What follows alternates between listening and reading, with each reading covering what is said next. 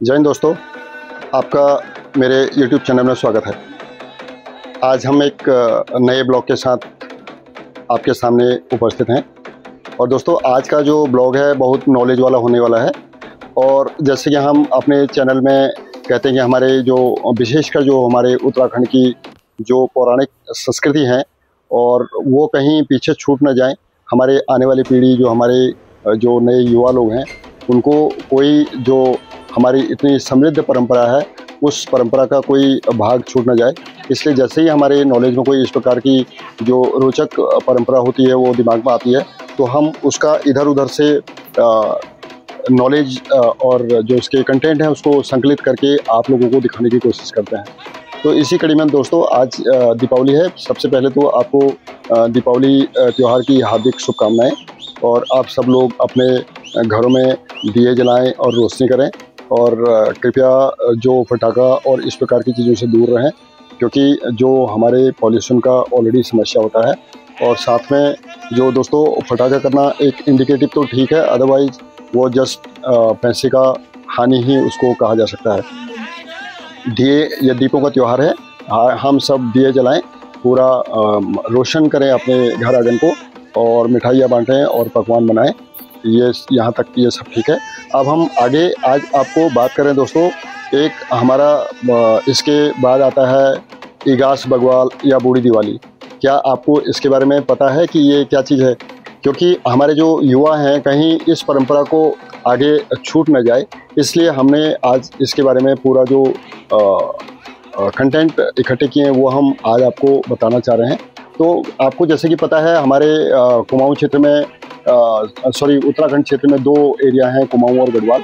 तो उसी के हिसाब से हालांकि जनरली सारे जो त्यौहार हैं वो दोनों जगह समान रूप से मनाए जाते हैं, लेकिन कुछ त्यौहार ऐसे हैं जो वहाँ पर गढ़वाल क्षेत्र में मनाए जाते हैं, कुमाऊं में नहीं, और कुछ कुमाऊं में मनाए जाते हैं और वहाँ नहीं। और कुछ ऐसा भी है कि जो अलग अलग नामों से मनाए जाते हैं। तो इसी प्रकार का जो ये हम इगास बग्वाल कह रहे हैं, इसको जो गढ़वाल क्षेत्र में इसको इगास बग्वाल के नाम से मनाया जाता है, और कुमाऊं क्षेत्र में इसी को बूढ़ी दिवाली के रूप में मनाया जाता है। तो आइए जानते हैं इसको इस प्रकार से हम बूढ़ी दिवाली क्यों कहते हैं। ये एक बहुत खास हमारा पारंपरिक त्यौहार है। जो इसके जो रोचक तथ्य हैं वो हैं, जो इगास बग्वाल है वो दीपावली के लगभग 11वें दिन मनाया जाता है, एकादशी के दिन, इसलिए उसको इगास कहते हैं। जो इगास जो शब्द है, बेसिकली दोस्तों, जो इगास का शाब्दिक अर्थ है वो है दीपावली के बाद आने वाला दिन। दीपावली के बाद आने वाला इगास, बेसिकली हम कहते हैं 11वां दिन। जो 11वां दिन होता है उसको हम इगास के नाम से बोलते हैं। और जो बग्वाल का अर्थ है, जो हम बग्वाल बोलते हैं, बग्वाल का अर्थ है दीपोत्सव या पर्व, उसको हम बग्वाल बोलते हैं। इसलिए दोनों को सम्मिलित करके हम बोलते हैं इगास बग्वाल। और चूँकि ये दिवाली के 11वें दिन इसको सेलिब्रेट किया जाता है, और बिल्कुल जैसे हम दिवाली में दीप प्रज्वलित करते हैं, पूरी रोशनी करते हैं, इसी प्रकार से हमारे 11वें दिन इगास बग्वाल में भी इसको सेम तरह से मनाते हैं। इसलिए हम उसको बूढ़ी दिवाली भी कहते हैं, क्योंकि वो बाद में, दिवाली के बाद में मनाई जाने वाला त्यौहार है 11वें दिन, इसलिए हम उसको बूढ़ी दिवाली के नाम से जानते हैं। इसके जो ऐतिहासिक कारणों की अगर हम बात करें तो कहा जाता है कि पुराने समय में जब लोग गढ़वाल की राजा की सेना या व्यापार के लिए देश के अन्य हिस्सों में जाते थे, तब वे मुख्य दिवाली जो है वो घर पर नहीं मना पाते थे। और जब वे लौटे थे तो 11वें दिन जब वो लौटे थे, तब पूरा गांव उनके आने पर उनके साथ दीप जलाकर दीपावली मनाता था। यही परंपरा आगे चलकर इगास बग्वाल के नाम से जानी जाने लगी। अब कुछ इसकी धार्मिक और लोककथा की मान्यताएं भी हैं, जिसमें एक मान्यता यह है कि जब भगवान श्री राम लंका विजय के बाद अयोध्या लौटे, तब इसका जो खबर है, क्योंकि आपको पता है कि हमारा जो क्षेत्र है, जो उत्तराखंड का क्षेत्र है, वो पहाड़ी क्षेत्र दुर्गम एरिया होने के नाते वहाँ पर संचार का थोड़ा देर से समाचार पहुँचा था। इसलिए जो श्री राम जी के लंका विजय के बाद अयोध्या लौटने का जो समाचार है, वहाँ कहते हैं कि वो 11वें दिन पहुँचा। तो इसलिए उससे उन्होंने उसको 11वें दिन सेलिब्रेट किया, उनके वापस आने को। तो इसलिए हम उसको बूढ़ी दिवाली के नाम से कहते हैं। ये इसकी धार्मिक लोक कथा है। इगास में जो है दिए जलाए जाते हैं और गायों की पूजा की जाती है और मिठाइयाँ बनाई जाती हैं। कुछ जो लोक रीति रिवाज के हिसाब से इस दिन गाय बैल है उनकी पूजा की जाती है। उनका पूरा श्रृंगार किया जाता है, जैसे कि उनको नहलाना, उनका सफाई करना, उनके सींगों पे तेल लगाना, मीन्स उनको जो है सुंदर बनाया जाता है।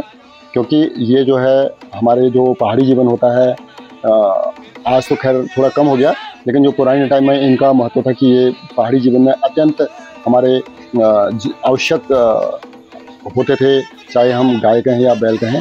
इनके बगैर हमारा जो पहाड़ का जीवन है वो असंभव सा होता था।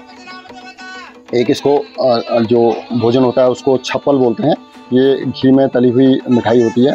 पुए, पुआन और झिंगोरे की खीर आदि भी इस टाइम पे खाई जाती है, परोसी जाती है। लोग जो है ढोल है, दमाऊ है की थाप पर नाचते हैं और इगास बग्वाल की जो बधाई है एक दूसरे को हम देते हैं। कई जगहों पर दीप जलाकर झिलमिल जो दीपोत्सव का जैसा माहौल बनता है, जैसे हम दीपावली पर माहौल बनाते हैं, ऐसे हम इगास बग्वाल पर भी इसको सेलिब्रेट करते हैं। जहाँ तक आज के दौर की बात है, आज भी गढ़वाल और कुमाऊं क्षेत्र में यह जो त्यौहार है बहुत श्रद्धा और उत्साह के साथ मनाया जाता है। हाल के वर्षों में उत्तराखंड सरकार और जो स्थानीय लोग इस परंपरा को पुनर्जीवित करने के लिए विशेष रूप से इसका प्रचार कर रहे हैं और इसको जन जन तक पहुंचाने की कोशिश कर रहे हैं दोस्तों।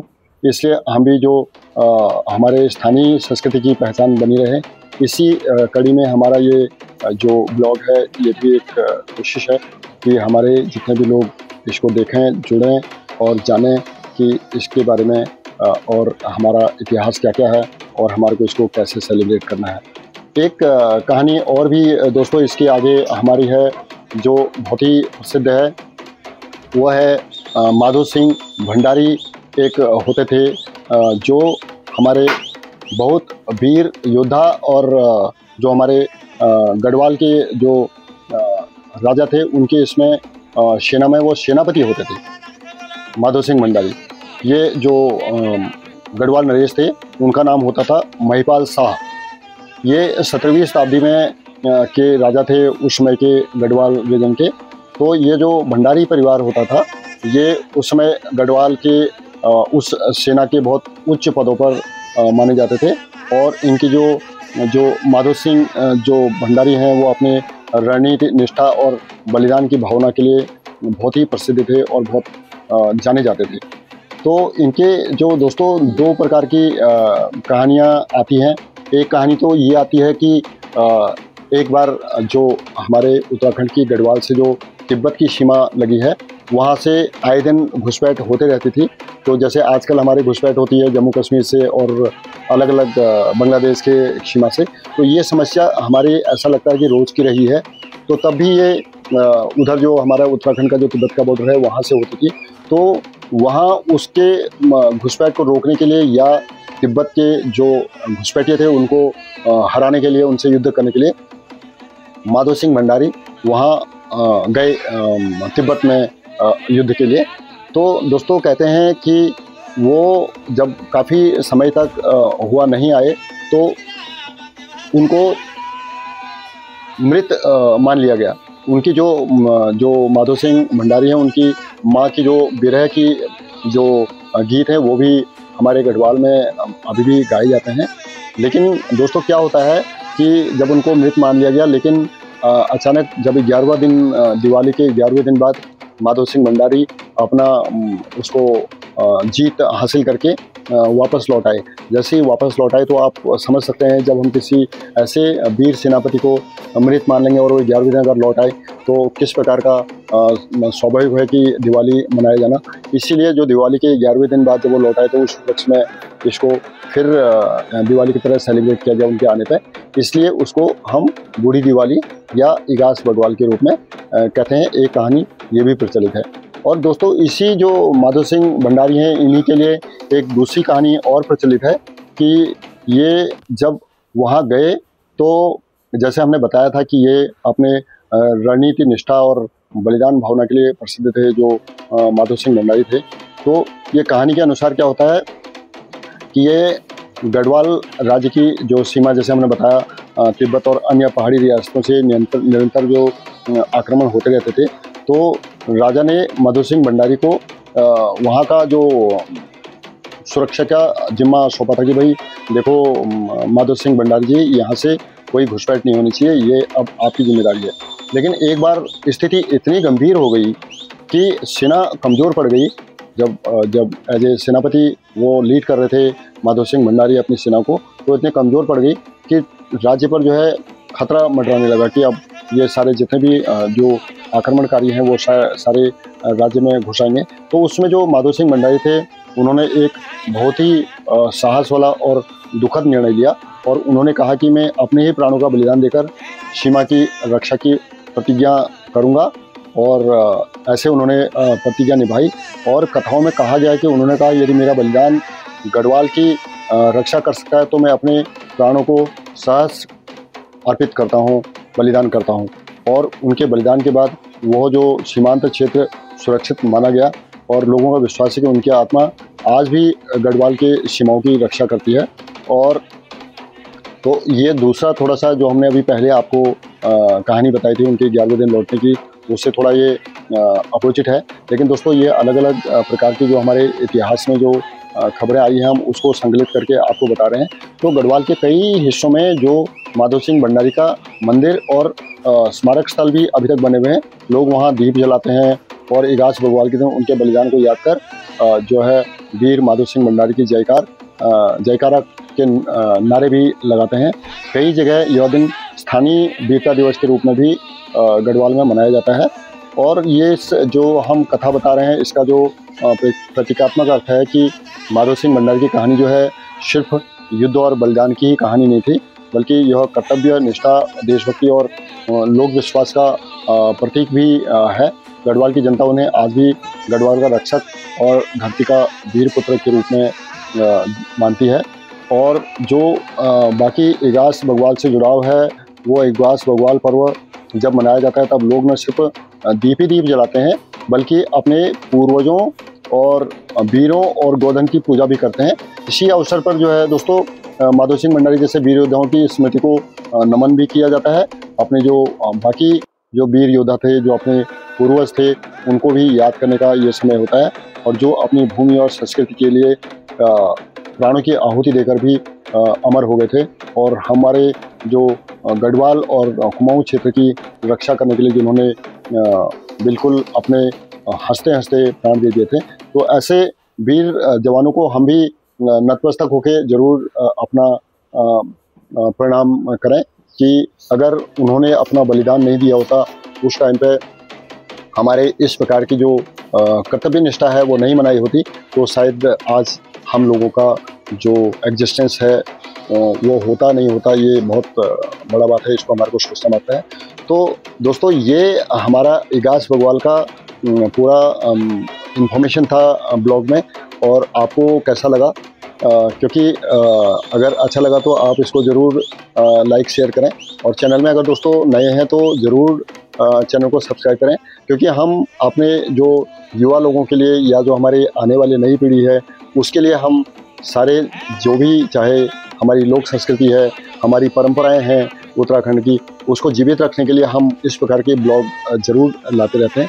और बाकी अन्य ब्लॉग तो हमारे इस पे आप देखिए, पूरे फुल ऑफ मनोरंजन, नॉलेज का, और जो है हमारे जो ग्रंथ हैं उनकी जो रोचक कहानी का, और साथ साथ में आपके हेल्थ रिलेटेड जो हम टॉपिक हैं उस पर हम डिस्कस करते रहते हैं और आपको दिखाते रहते हैं। तो ऐसे जो इंफॉर्मेटिव वीडियो के लिए आप हमारे साथ बने रहें, और हम फिर नए एक वीडियो लेकर, नया ब्लॉग लेकर, जो पूरी जानकारी से, मनोरंजन से ओतप्रोत होगा, उसके साथ फिर आपसे मिलेंगे। तब तक आप अपने त्यौहार को हंसी खुशी मनाइए और अपना ध्यान रखें। आपका दिन शुभ हो। जय हिंद, नमस्कार।